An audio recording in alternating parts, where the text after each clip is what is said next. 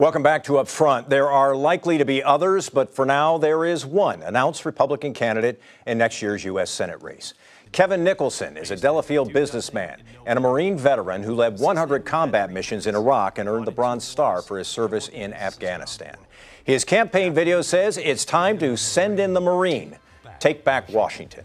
Nicholson, should he win the Republican primary, would challenge Democratic incumbent Senator Tammy Baldwin. And Kevin Nicholson joins us now on Up Front. It's good to have you on the program. Thanks for having me, Mike. I appreciate it. So let's get to the elephant in the room, the fact that at one time in your life you were a Democrat and you were active in college Democratic groups.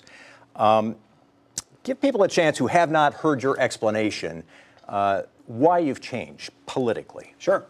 So as I've told the story to many, this is a huge applause line at Republican events, as you can imagine, when I talk about my former Democrat past.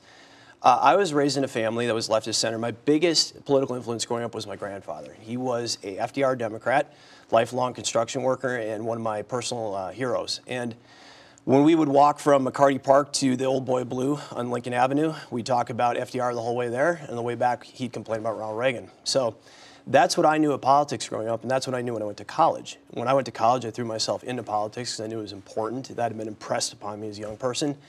And I had to find out myself that that wasn't, the vision of the Democratic Party was not my vision for the future. So a couple things that I saw that really stood out to me. First of which, I saw the inception of identity politics within the DNC. I saw people separated by their race, by male and female, and pitted against each other for resources. I didn't like it. I was 21 or 22, it was nearly 20 years ago, 17 years ago. But I knew that this didn't make a whole lot of sense. I also knew when I talked about joining the Marine Corps, which I'd always planned to do, people looked at me like I was a little bit crazy. And it was enough that I knew this probably wasn't my crowd. And when my term ended, I didn't burn relationships and make some big political statement, but I did move in a different direction. The rest of my life went a very different way than your typical former president of the College Democrats. Went back to school. I ran a school newspaper for a year. My first business experience, which at Minnesota was a multi-million-dollar budget and 150 staff people. So I learned a little bit about business and finance. From there, I headed out to Wyoming, where I worked as a cowboy. Toughened me up quite a bit before I came back. Got married and joined the Marine Corps in 2004 and served till 2009. So my life shaped me. Those are the experiences that made me a conservative. And you know, I don't disparage people that believe differently than me, but I will at least share my experiences with the people of Wisconsin and say, look, here, this is why I believe that conservatism will create greater opportunities for you and your families in the future and make you more successful. Because any U.S. senator that's not focused on making people successful is wasting others' time. So that's an explanation that will be acceptable to some, but to probably some in the Republican Party, it may not be. I was talking to a lawmaker, state lawmaker, off camera a few weeks ago, and I asked him about your candidacy and your explanation for your change in politics, the fact you went from a Democrat to a Republican. And I said, are you buying that? Do you believe that? And he said, no, I'm skeptical. Fair enough. And he said, I would be more comfortable with somebody like Leah Vukmir, who I think is reliably Republican. How do you win over people like that? Well, I would remind that state lawmaker and many other people in the state of Wisconsin about the history of Ronald Reagan. Maybe that state lawmaker is not a big fan of Ronald Reagan. That very well may be. There's not many Republicans. I think he probably is too.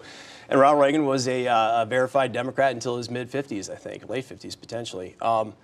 And it was the experience that he saw. It was the things that he lived, the things that he did that ended up making him the most influential conservative voice of modern America, because he had seen the other side. He always had a great queue of jokes ready to talk about, you know, his time as a Democrat, but behind those jokes was his hard-earned experience. And it wasn't that Ronald Reagan came to hate people that voted differently than him. That was never his message, and that's why he won so many votes. It was, there's a better way. There's a better way. I care about you. I care about your future. I want our country to be successful. I've seen the other side, and it doesn't work. The policies don't work. They end in ruin. The key issue for many conservatives, for many Republicans, is abortion. And in speeches at the Democratic National Convention, in a letter to Emily's List, you seem to come out in favor of choice. For some people, that is something they just cannot forget.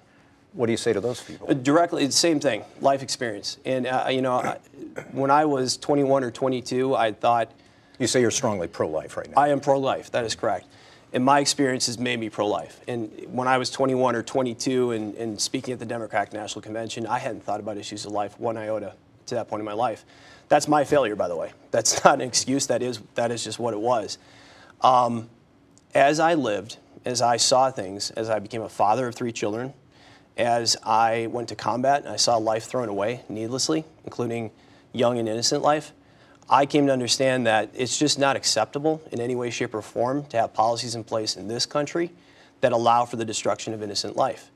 And look, people will come to this decision in different ways. I can tell you that my experience is hard-earned, and it's the kind of thing that has stuck with me. And like most converts on anything, right, whether we're talking about becoming a conservative or we're talking about becoming pro-life, when you make a decision to leave one thing and become something else because of your experience, that's hard-earned. It's likely to be a contested Republican primary. Should you emerge as the winner of that primary, you'll take on Tammy Baldwin. In your video, I was struck by something you said.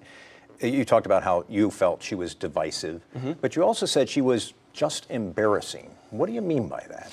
There's a couple things I'd point out. I mean, one of which, topic I assume we'll talk about now, TOMA, the federal VA scandal at TOMA. And what happened was a whistleblower reached out to Tammy directly with reports that there was an opioid epidemic and crisis at TOMA and that doctors were overprescribing opioids. Brought that to her staff specifically because he wanted to bring it to a Democratic policymaker and share that information with her because he thought that she would react to it. Her and her staff then buried that story, did nothing about it, and basically quashed it. And today, yet still, she's in the United States Senate, has faced no repercussions for this in any real sense. And yeah, it's going to be a huge point in the campaign. I think it's incredibly embarrassing the way that she handled this entire thing. I think it's ridiculous embarrassing that she's proposing that we should all be in a single-payer government-run healthcare system and adding $32 trillion to our debt, in addition to incurring all the quality problems that we will as a result of moving to that kind of healthcare. Kevin Nicholson is a Republican candidate for U.S. Senate. We appreciate your time today. Thanks very much for being with us. Thanks, Mike. Appreciate it. Our editorial partner, WisPolitics.com, tracks the campaigns for statewide races for governor, U.S. Senate, Supreme Court, and Attorney General next year. You'll find it all on the election blog at WisPolitics.com. Reince Priebus is out as White House Chief of Staff, and it wasn't pretty. Coming up next, our political analysts on what this could mean for President Trump's agenda on the Hill.